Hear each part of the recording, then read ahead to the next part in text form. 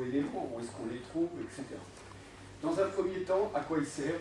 Ils servent d'abord à créer la vie, à continuer la vie, ce qu'on appelle l'anabolisme. Mais aussi quelquefois à transformer, voire à dégrader. Donc ce sont des mots que vous avez certainement déjà rencontrés, anabolisme, métabolisme, catabolisme. Voilà à quoi ils servent. En l'occurrence, tout simplement, de vivre, de travailler, de mourir, etc. C'est-à-dire de faire en sorte que toutes nos cellules fonctionnent correctement. Alors, dans le mot vitamine, il y a deux choses. Il y a le mot vital, déjà dans un premier temps, qui signifie bien sûr la vie, et puis la notion amine, qui est une molécule organique, extrêmement petite évidemment, faible poids moléculaire, extrêmement fine, qui n'a pas d'énergie en tant que telle à la base. Par contre, c'est totalement indispensable, car en complément de toutes les autres, elle va évidemment multiplier ses forces. D'où cette nécessité pour la croissance, la reproduction et tout ce qui concerne bien sûr le fonctionnement de l'organisme. Par contre, la plupart des vitamines ne sont pas fabriquées par notre corps, donc on a besoin d'en prendre par l'extérieur. D'autre part, la notion minérale, c'est tout ce qui concerne les réactions bien sûr de transformation, bien sûr, mais tout ce qui concerne aussi notre matière, notre structure, nos os, nos muscles, etc.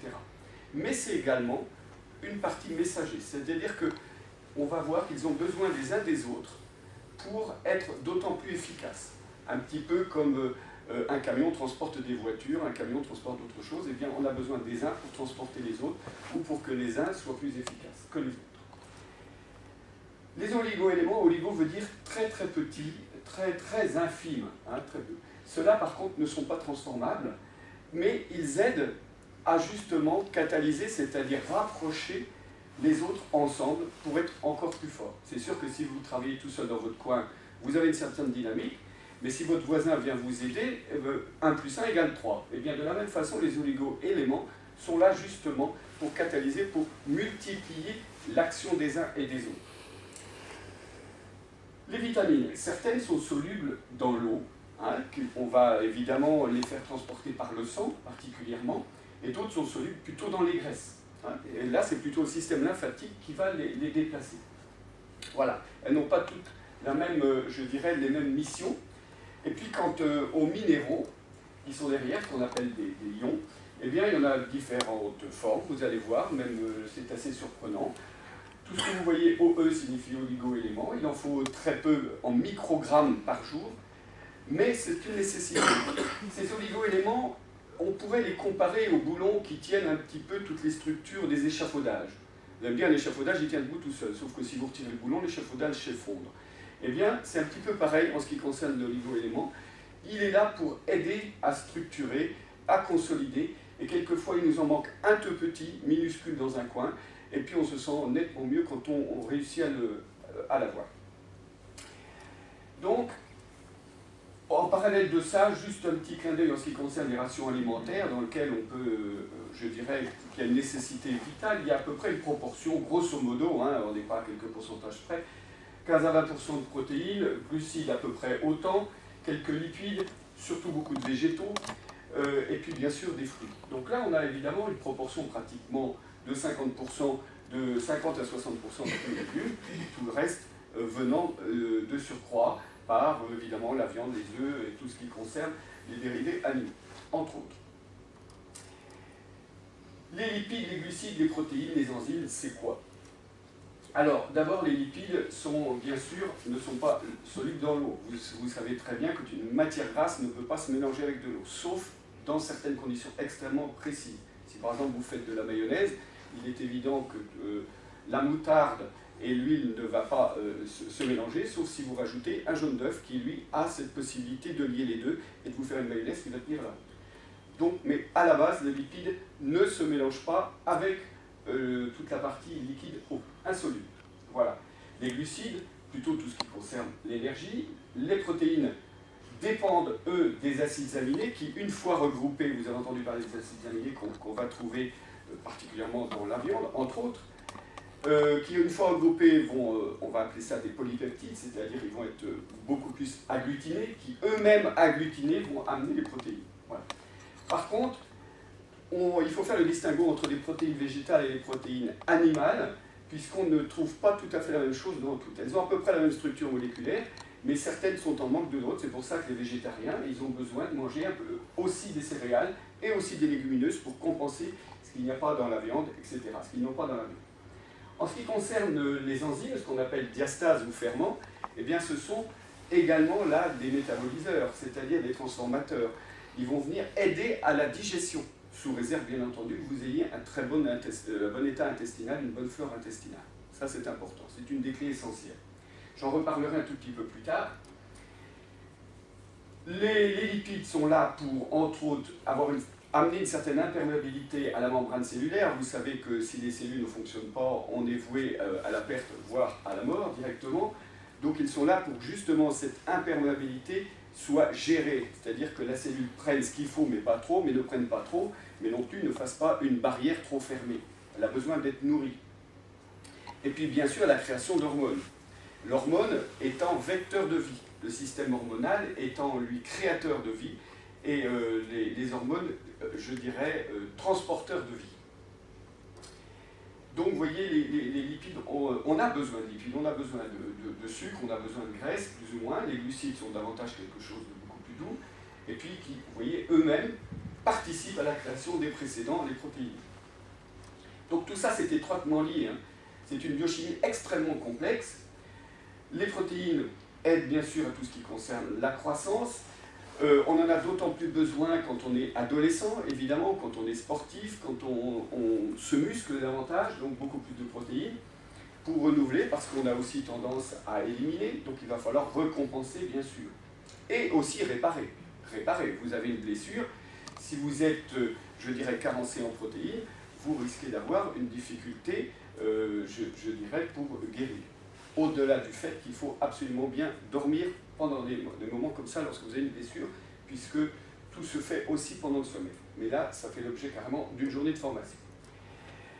Les enzymes, donc je vous ai parlé tout à l'heure de ce qu'on appelle les diastases, accélérateurs de transformation, catalyseurs, vous allez voir la place importante que peuvent avoir les enzymes dans une nourriture, équilibrée, on peut appeler ça équilibrée, donc participent à cette création de cellules, et puis bien sûr à leur travail. Et vous allez voir que toutes ces micro-petites choses que l'on a, plus ou moins, qu'on transforme plus ou moins, sont la clé, sont vraiment la clé de votre bien-être, à la fois physiologique, mais à la fois votre état d'âme. Si vous ne sentez pas bien un jour, vous dites pourtant j'ai pas de problème majeur, puis en réalité, vous êtes de mauvaise humeur, vous ne savez pas ce qui se passe, et pourtant tout va bien, regardez ce qui vous manque. Probablement, vous allez vous ruer sur le chocolat, vous allez vous ruer sur les avocats ou sur les fraises, curieusement. Ça veut dire qu'instinctivement, votre corps ira chercher ce dont il a besoin. Hein? D'où la nécessité quand même d'avoir de tout un peu, voire de tout beaucoup quelquefois. Par contre, à quoi ça sert? Ben, ça sert à beaucoup de choses et pratiquement à tout, vous l'avez compris. J'ai fait ici un petit résumé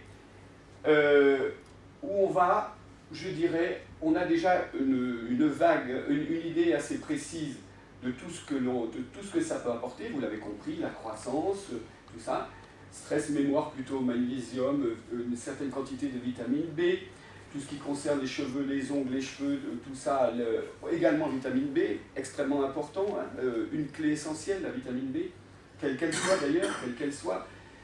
Vous la voyez pratiquement partout, pratiquement partout. Tout ce qui concerne la minéralisation, c'est-à-dire la structure osseuse, vitamine K, entre autres. Après, on peut évidemment, tout ce qui concerne la prévention des cancers, entre autres, je dis bien prévention, ce n'est pas là pour guérir, on est bien entendu, mais plutôt pour prévenir. Eh bien, la coenzyme Q10, on parlera tout à l'heure un petit peu des radicaux libres. Comment, justement, ça vient un petit peu contrecarrer des crises radicalaires, on va dire ça. Et puis autrement, pour éliminer, vous avez des diurétiques. Pour vous défendre, vous avez des vitamines A, B, E, le fer, le zinc dans ce qui concerne l'immunité. Si vous avez un petit coup de fatigue, un petit coup de grippe, c'est plus par là qu'il faudrait aller, bien sûr.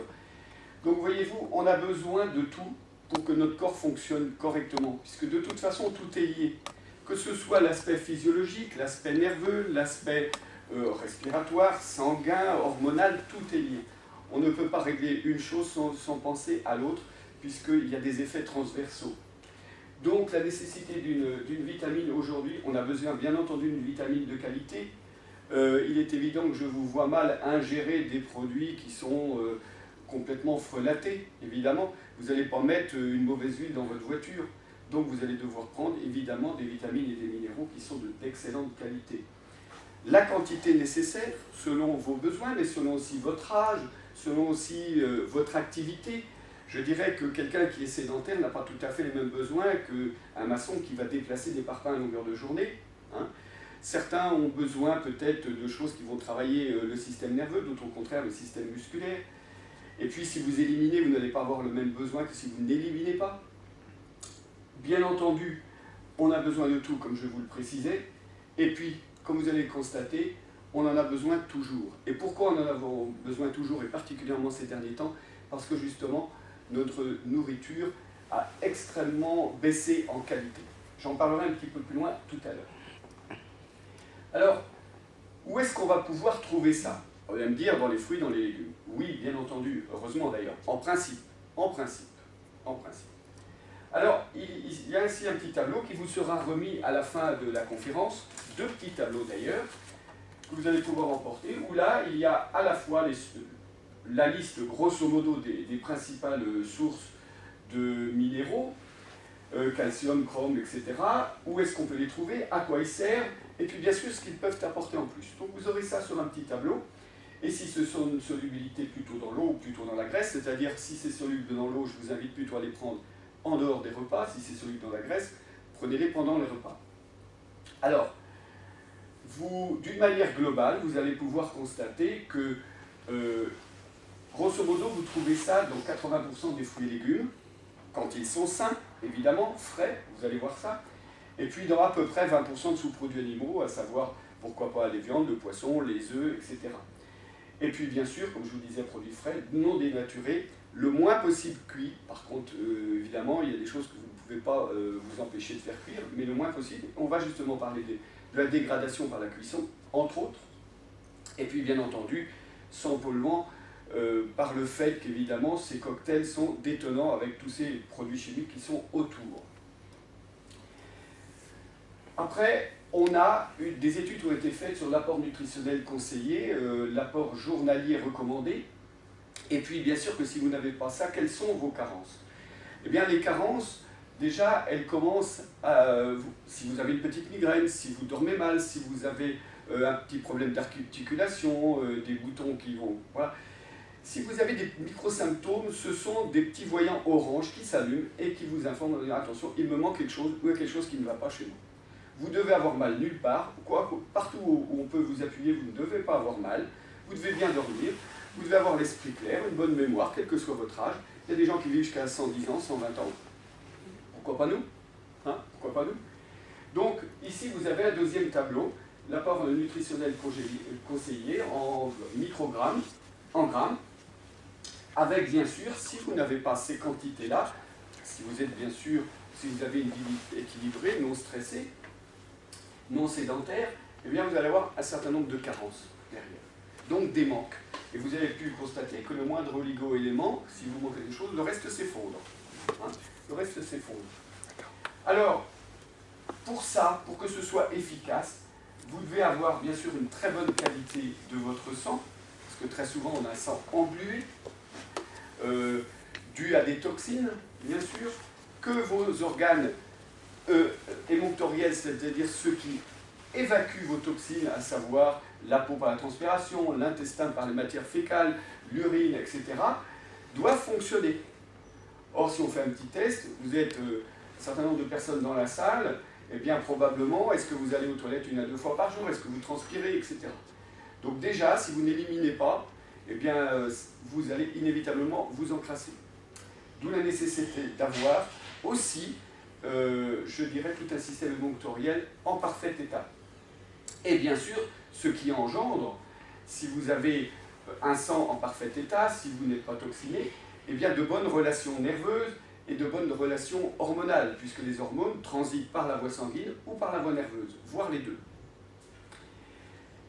Donc, partant de ça, quand on a bien posé le décor, derrière, on continue, à propos des minéraux, comment aussi on peut... Quels sont-ils? Si on rentre un petit peu plus en détail. Il y a des minéraux, on va dire, beaucoup plus plastiques, beaucoup plus structurels, qui sont pour les os le calcium, entre autres, le cartilage. Vous avez des minéraux qui sont là plus pour associer d'autres, qui sont pour tout ce qui concerne le métabolisme digestif, évidemment, qui ont certains rôles de vitamines. Et puis, ils peuvent être aussi gazeux, comme l'azote, et oui, on peut appeler ça aussi des minéraux, même s'ils sont dans le gaz ou plus solides. Mais ils peuvent aussi se solidifier ou se gazéifier, selon, bien sûr, si vous les mettez sous pression, mais là, on rentre dans la biochimie complexe, ou bien selon aussi par rapport à ce qu'ils ont, par rapport à leurs voisins. Vous aimez certainement certains de vos voisins, il y en a d'autres que vous pouvez détester, il y en a d'autres sur lesquels ils sont complètement neutres. Et bien, au niveau des minéraux, c'est un peu la même chose. Ils vont se rapprocher avec certains et puis repousser avec d'autres. Raison de plus quand on les met dans des conditions particulières de chaleur ou de pression. Et là, c'est important aussi que vous avez deux types de minéraux, les minéraux plutôt alcalins et plutôt acides. C'est pour ça qu'on ne peut pas préconiser les mêmes minéraux pour tout le monde. C'est selon votre tempérament. Vous avez un terrain qui est beaucoup plus acide, eh bien, très probablement, vous allez manquer de calcium, de sodium, c'est-à-dire de quelque chose de beaucoup plus alcalin. A contrario, si vous avez un terrain qui est beaucoup plus, je dirais, non pas neuroarthritique, mais au contraire sanguinopléthorique, beaucoup plus solide, beaucoup plus grassouillet, on va dire ça comme ça, vous allez beaucoup plus avoir besoin de minéraux acides, plutôt chlore, soufre, etc., iode, fluor, etc. Donc voyez-vous, on ne peut pas généraliser, on ne peut pas dire à tout le monde, il vous faut ça, parce que vous, c'est comme ça. Non, il faut vraiment, c'est très personnalisé. Hein. On a tous un intestin, mais on n'a pas tous les mêmes réactions, on n'a pas tous le système, on a tous un système immunitaire, mais on n'a pas tous les mêmes facultés de transformation et le même état intestinal également. Et puis, on a aussi certains minéraux qui sont évolués, préalables aux minéraux bruts involués. On a surtout ça dans l'eau. Par exemple, on peut vous demander de boire une eau qui a beaucoup de minéraux. Oui, ok, vous allez pouvoir avaler certains minéraux, mais ils auront moins de dynamique que si vous avalez des minéraux qui ont été travaillés par la plante. Parce qu'ils auront reçu la chlorophylle, ils auront reçu le soleil, ils auront été travaillés en fonction des cycles lunaires, etc. Ils auront eu le magnétisme terrestre, donc ils auront été beaucoup plus dynamisés qu'un minéral qui, lui, aura simplement été apporté par l'eau. Sachant que l'eau, elle est plus là pour ce qu'elle emporte que pour ce qu'elle apporte. Hein. Juste également que tous les organismes vivants ont besoin de vitamines, de minéraux, mais on est tous composés de structures moléculaires, on est tous faits de vide. Il faut savoir qu'on est fait de 99% de vide, quand on regarde de très près, hein, puisque entre les électrons et le noyau qui tiennent nos structures, nos liquides, c'est du vide. Eh bien, ce vide-là, il est animé par la chaleur, par la lumière, par l'électricité et par le magnétisme. Donc tout ça, particulièrement le magnétisme, il va être renforcé par la présence de minéraux qui eux-mêmes sont très dynamiques et dynamisants également.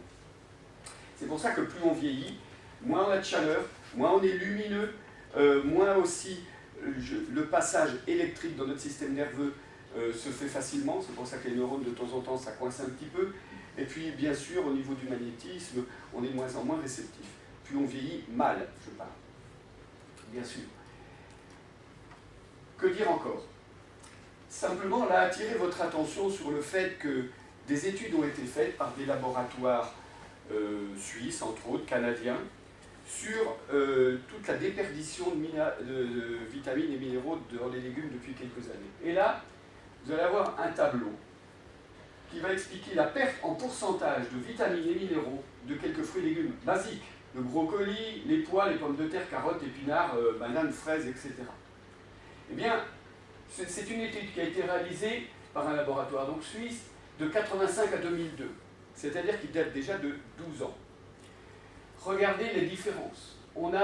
J'ai fait un bref calcul, j'ai pris ma calculette, on a perdu plus de 57% de valeur qualitative des minéraux en 17 ans. Et cette étude s'est arrêtée en 2002. On peut facilement estimer que depuis 12 ans, vous en rajoutez au moins 30 à 40% de pertes supplémentaires. Eh oui, ça fait mal. Premier coup sur la tête. Je vais vous en donner d'autres. Promis. Après, d'autres exemples. d'après vous, 5 fruits et légumes par jour. C'est sûr que si vous mangez 5 pastèques, vous allez avoir quelques soucis. Quand ça arrive aux 5 fraises, vous aurez aussi quelques soucis. Donc je pense que c'est une théorie, encore faut-il savoir de quoi on parle. Hein, évidemment. En 1950, une orange, une pêche, une banane apportaient à peu près l'apport journalier recommandé en vitamine A, à quelque chose près. En vitamine A, on parle. Aujourd'hui, il faudrait 10 oranges, 26 pêches et 5 bananes pour avoir la même chose. Alors ce n'est plus 5 fruits et légumes par jour. Ben, je vous propose de manger 10 oranges, 26 pêches et 5 bananes si vous voulez avoir un minimum de vitamine A. Évidemment, ça calme. Hein. Si vous mangez des chips ou des pizzas, vous avez beaucoup moins de densité nutritionnelle que des brocolis et lentilles, bien entendu fraîches et judicieusement cuisinées. Évidemment. Et puis, les pommes comme le raisin, ont reçu énormément de produits chimiques. Vous savez que les pommiers sont traités 10, 15, 20 fois par an, les raisins, même chose. Eh bien, la pomme a perdu 50% de vitamine C. Vous allez me dire, c'est pas ce qui est prioritaire dans la pomme, c'est pas spécialement la vitamine C. Ceci étant, le résultat est là quand même. 25% de calcium, quant à la vitamine A, terminé. Il n'y en a plus. Dans les pommes de terre qui sont bien sûr faites d'une manière extrêmement industrialisée. Raison de plus quand on met des antigerminatifs. Hein. Autre chose encore, comment on dénature les aliments. Comment on les dénature? Alors il y a plusieurs choses. D'abord, tout ce qui concerne la chimie. Malheureusement aujourd'hui, vous avez pléthore d'insecticides, d'herbicides, antifongiques, et j'en passe et des meilleurs, les édulcorants, les colorants. Sauf qu'on rajoute, pour faire bien et pour vendre plus en quantité, pas spécialement en qualité, mais en quantité, on rajoute des choses qui vont présenter vos légumes et vos fruits super beaux, mais qui n'ont absolument aucune valeur derrière. Même la viande, lorsque vous faites un steak, vous la passez à la poêle, elle diminue de moitié, c'est plein de flotte. Vous l'avez vu. Vous avez une très belle salade. Ah oui, elle est grosse comme ça, c'est plein de flotte. Il n'y a pas de goût. Donc, on rajoute des produits pour faire bien, mais le problème, c'est que ça donne un cocktail détonnant, puisqu'on rajoute des produits chimiques à d'autres produits chimiques à d'autres produits chimiques, qui viennent eux-mêmes, je dirais, en contradiction avec les vraies valeurs vitales des vitamines et des minéraux qui sont censés être, je dirais, dans les légumes et dans les fruits. Deuxième dénaturation, bien sûr, l'agriculture antibiologique à croissance accélérée, puisque plus on augmente la vitesse de croissance, plus il y a une diminution, bien sûr, proportionnelle du temps de fixation de micronutriments. C'est-à-dire que la plante n'a pas le temps de fixer. On lui demande d'aller très vite, donc elle va grossir très vite. Il faut de la production. Sauf que plus vous allez vite, moins elle a le temps de faire. Elle n'a pas le temps de, je dirais, d'aller prendre de l'énergie de la terre. Elle n'a pas le temps de se fixer au niveau des rythmes solaires, etc. Et puis, il faut du temps au temps. Eh bien non. Là, c'est pas possible. Avec l'agriculture antibiologique, on accélère tout. On accélère tout. Mais la dégradation aussi. C'est-à-dire, on baisse la qualité. D'autres méthodes pour dénaturer, malheureusement, les aliments, c'est les transports excessifs. Quand on voit aujourd'hui que les oignons viennent d'Australie, les cornichons viennent de Chine, je me dis, on n'est pas capable aujourd'hui de cultiver des oignons, des cornichons, là, je dirais, dans le coin. Ça paraît un peu, quand même. Voilà. Quand vous regardez, bien sûr, votre petit gène code, il commence toujours par 3, comme ça on vous dit, ah ben oui, on vous rassure, on vous dit, non, c'est fait en France. Non, c'est métabolisé ou transformé en France, ou mis en pot en France. Mais cultivez où? Cultivez où? En moyenne, les fruits et légumes, 2500 km. C'est-à-dire que on peut peut-être pas tout faire local, c'est sûr, mais on fait venir de loin, voire de très loin. Les cueillettes trop prématurées, c'est-à-dire que tout le système antiradicalaire n'a pas eu le temps d'être fixé non plus dans les fruits et légumes. Vitamine C de la pomme et abricot hiver, 0. Parce qu'on veut très vite vous fournir des beaux cajots de pommes. Attendons qu'elles soient mûres au moins, et qu'elles tombent toutes seules. Eh ben non, là on n'attend pas. On n'attend pas. On n'attend pas pour vieillir prématurément. Et puis on stocke. Alors là, on y va. C'est-à-dire qu'évidemment, l'important c'est l'industrialisation et surtout on a peur de manquer. C'est vrai que les saisons font que vous n'avez pas tous les légumes et tous les fruits en même temps. C'est vrai qu'il est quelquefois nécessaire de stocker. Mais il y a des façons de stocker qui ne perdent pas les vitamines et minéraux. Par exemple, si on assèche un petit peu les tomates, vous avez des tomates séchées, elles n'ont pratiquement pas perdu. Un petit peu, mais quand on stocke quand on veut stocker longtemps, mais qu'est-ce qu'on fait? On irradie. Comme ça, on va tuer toutes les bactéries qui vont empêcher la dégradation rapide. Ben oui, mais autant les bactéries, on va tuer aussi plein d'autres choses à côté. Et puis, la nourriture industrielle représente aujourd'hui 70% de notre consommation, sauf si vous avez la chance d'avoir un petit producteur local, tamponné bio ou pas bio, mais si c'est votre petit voisin qui vous fournit vos légumes tous les jours et qui ne met pas trop de produits chimiques, tout va aller bien. Mais on consomme quand même 70 à 80% d'une consommation totalement industrialisée, qui, au demeurant aujourd'hui, est quand même de plus en plus attentive à mettre moins de colorants, moins de conservateurs. Un peu quand même. Il y a un progrès, parce qu'il y a une prise de conscience. Mais ce n'est pas rendu assez loin, encore. D'autre part, bien sûr, à force de faire des produits chimiques, et je vous invite à regarder, entre autres, les reportages de Bourguignon, qui va vous expliquer où on est rendu la qualité de la terre aujourd'hui. Dramatique. Les pollutions, qu'elles soient externes ou internes, et les cuissons. Alors, on va parler des cuissons tout à l'heure, ou les recuissons, les rechauffages, où on carbonise, où on change, bien sûr, toute la structure moléculaire des choses. Particulièrement, on carbonise, totalement. Et donc là, trop cuire, vous allez voir, et surtout certaines choses peuvent apporter vraiment des désagréments, et surtout des déséquilibres digestifs derrière, avec toutes les conséquences derrière importantes. Les cuissons, justement. Alors, on ne peut pas tout manger cru, comme je vous le disais tout à l'heure, ça c'est sûr, c'est sûr. Maintenant, il y a des différentes méthodes pour tempérer les choses. Vous allez pouvoir cuire doucement, par exemple. C'est inutile de faire griller, ou de faire ça, ou de faire monter très vite les températures à 100 degrés. Pourquoi? Parce que dès le départ, eh bien, les fameux diastases ou les enzymes justement qui sont là pour aider à la transformation, 40-45 degrés, il n'y en a déjà plus. Une bonne partie du moins. Quant à 60 degrés, plus de vitamine C. Ça c'est sûr, c'est prouvé. Carbonisation des glucides avec toutes les conséquences derrière, je dirais d'amorce précancéreux. Coagulation des protéines, même punition, même motif. À 75 degrés, les diastases qui n'étaient pas flinguées au départ, là cette fois-ci elles y sont complètement. À 75 degrés, ça va vite. Ça va très vite. Pas d'hormones, pas de bactéries. C'est-à-dire qu'on a tué la vie.